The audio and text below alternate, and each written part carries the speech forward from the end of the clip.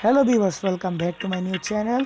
I am Mohammad Mohaiminuzzaman Ono and today আমি আপনাদেরকে একটি নতুন বিষয় দেখাতে যাচ্ছি।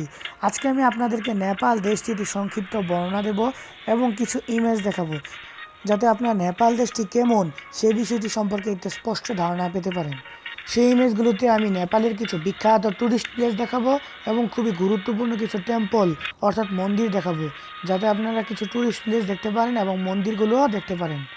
আর যারা এখনও আমার এই অনয় প্রো লার্নিং চ্যানেলটিকে লাইক, কমেন্ট, শেয়ার এবং সাবস্ক্রাইব করেন নাই, তারা পাশের বেল আইকনটিকে ক্লিক করে আমাকে সাবস্ক্রাইব করে দিন যাতে পরবর্তী নোটিফিকেশন পেতে পারেন এবং আরও কিছু নতুন ভিডিও পেতে পারেন। তার পাশাপাশি আরও কিছু নতুন গ্রামাটিক্যাল আইটেম এবং এই শুধু গ্রামাটিক্যাল আইটেম নয়, বিজ্ঞান, সমাজ, আরবি এবং আরও কিছু গুরুত্বপূর্ণ বিষয় 6 to 10 বিশেষ শিক্ষার্থীদের জন্য আলাদা আলাদাভাবে দেখাবো যাতে আপনারা বিষয়টি সম্পর্কে আরও ধারণা পেতে পারেন। তাহলে এখন কথা না বাড়িয়ে চলা যাক মূল আলোচনায়। প্রথমে আমি কিছু ইমেজ দেখাবো, পরবর্তীতে এর ডেসক্রিপশনটি লিখে দেখাবো।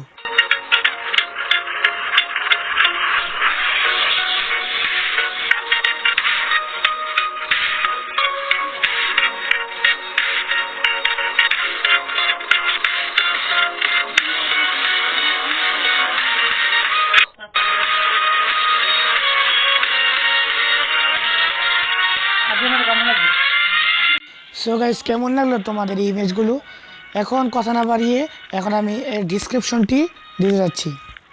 দ্য ডেসক্রিপশন অফ নেপাল অর্থাৎ নেপাল দেশটির বর্ণনা। Known as the land of Everest, Nepal is one of the most charming countries in Asia. The Kingdom of Nepal is a small land of sublime beauty. It has an area of world's best and very important temple. It is a country that is rich in scenic luxury and cultural treasures. Nepal lies between India and the Tibetan part of China.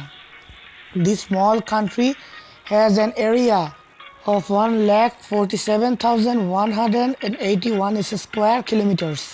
Southern Nepal in tropical lowland known as the Tarai Plain. This part of Nepal's hot summers and warm winters.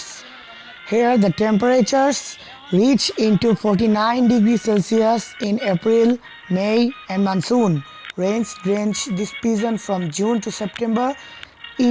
Is a country of earthquake also.